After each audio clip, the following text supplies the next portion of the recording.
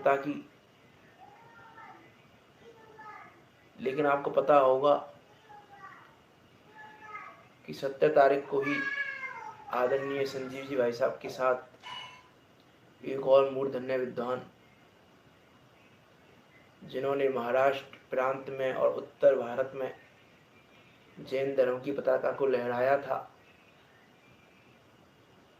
हालांकि उनकी उम्र तो काफ़ी थी, 90 वर्ष के ऊपर के थे। जैन शासन की छत्र छाया में ही उन्होंने अपने जीवन को व्यतीत किया है। आदरणीय विद्वान पंडित श्री प्रियंकर जी, उनका स्मरण इसलिए हो आया कि वास्तव में यदि आज मैं ये जिनवाणी पढ़ने, सुनने, सुनाने, समझाने, समझने के लायक हूँ, तो उसमें एक बहुत बड़ा योगदान उनका है। बचपन में इस जिनवाणी रूपी अमृत का पान उन्होंने ही हमें कराया है। शायद वो ना होते तो हम जिनवाणी का रसपान नहीं कर पाते। अरे जिनवाणी का रसपान तो छोड़ो, हम जिनेंद्र के दर्शन भी नहीं कर पाते। जैन धर्म से परिचय हमारा उन्होंने कराया है, देवशास्त्र गुरु से परिचय हमारा उन्होंने कराया है।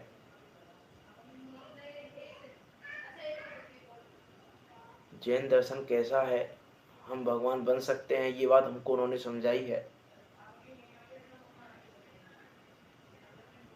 गुरुजी श्री के साथ से समय के हैं, उनके साथ भी रहे हैं। मीन्स अभी तो काफ़ी टाइम से उनसे हमारा कोई मतलब बात वगैरह नहीं हो पाई थी, काफ़ी टाइम से। लेकिन बचपन में लगभग 18-20 साल तक की एज, और शायद उसके बाद भी 20-22-23 साल, मतलब 5-7 साल से कोई ऐसी हमारी उनसे कोई चर्चा नहीं हो पाई, संयोग नहीं बन पाया कोई ऐसा।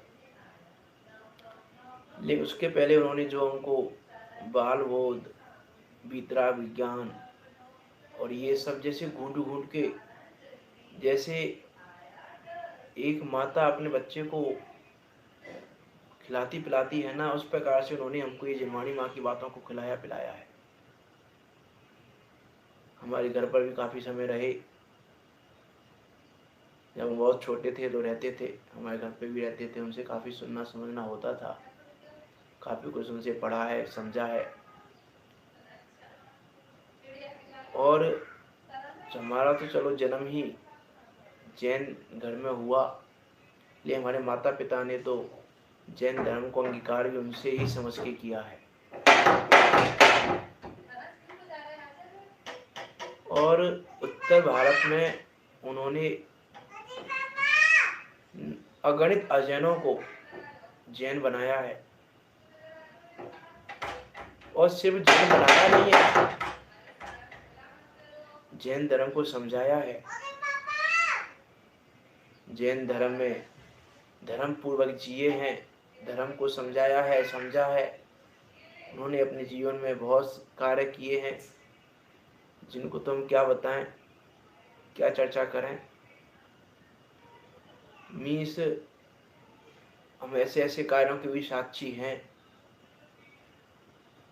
जो मतलब अजैनों को जैन बनाया, और अजैनों के अंदर जैन धर्म की इतनी अगाध श्रद्धा अंदर में डाली कि क्या विचार करें हम। एक बार का संस्मरण आ रहा है, गूढ़ाचंद जी का नाम आपने पढ़ा हो, सुना होगा।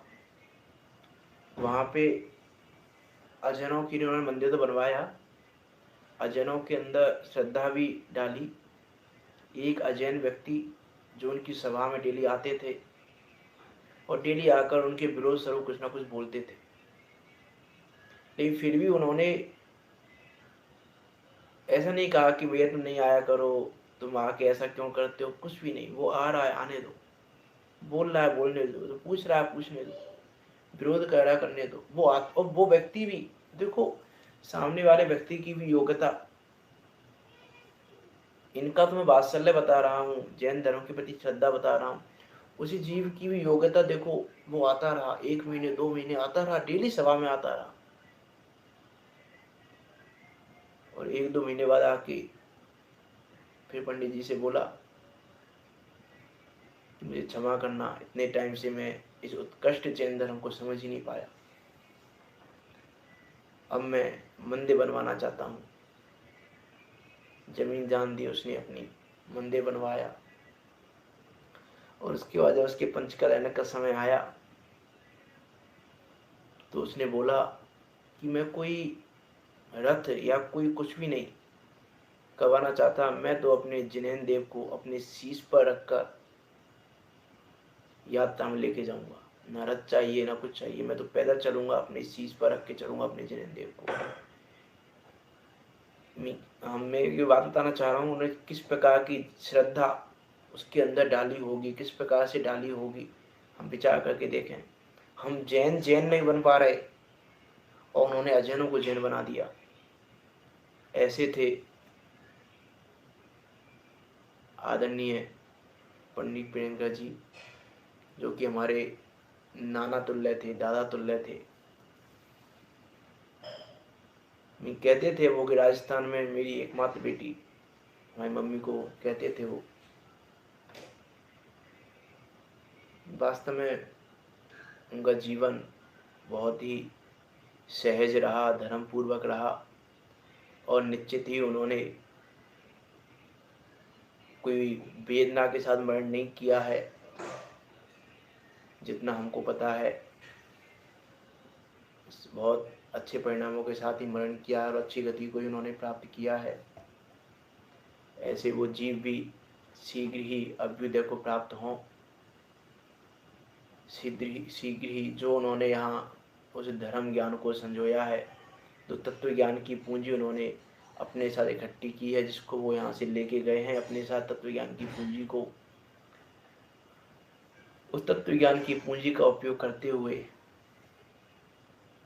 वो आगे तत्व ज्ञान की पूंजी को और बढ़ाएं, और तत्व ज्ञान पूर्वक, तत्व विचार पूर्वक सम्य दर्शन आदि ग्रहण करके मोक्ष मार्ग में परिवर्तन करते हुए शीघ्र अतिशीघ्र वो सिद्धालय में जाकर विराजमान हो वो जीव। ऐसी हम उनका भावना भाते हैं, और यही उनके प्रति हमारी श्रद्धांजलि है कि उनके द्वारा बताए गए रास्ते पर हम चलें। उन्होंने जो धर्म का स्वरूप हमको समझाया है उसको हम समझें और उस पर चलकर हम भी अपना कल्याण करें। देखो यहाँ बात चल रही है, बीच में बात आ गई तो बोल दिया। विचार तो बहुत आते हैं जब किसी का वियोग होता है, किसी साधर्मी का, और वो भी ऐसे साधर्मी का कि जिसने हमको जिन मार्ग पर चलना सिखाया है, तो अंदर से राग काम करता ही है अपना, थोड़ा सा दुख भी होता है, और फिर उनसे प्रेरणा भी लेते हैं। फिर अपने ज्ञान धारा को आगे लाकर उनसे प्रेरणा लेकर उनके द्वारा बताए गए रास्ते पर चलने का संकल्प भी लेते हैं। वो सब बातें होती ही हैं। हम अपने विषय पर चलते हैं। देखो क्या कह रहे हैं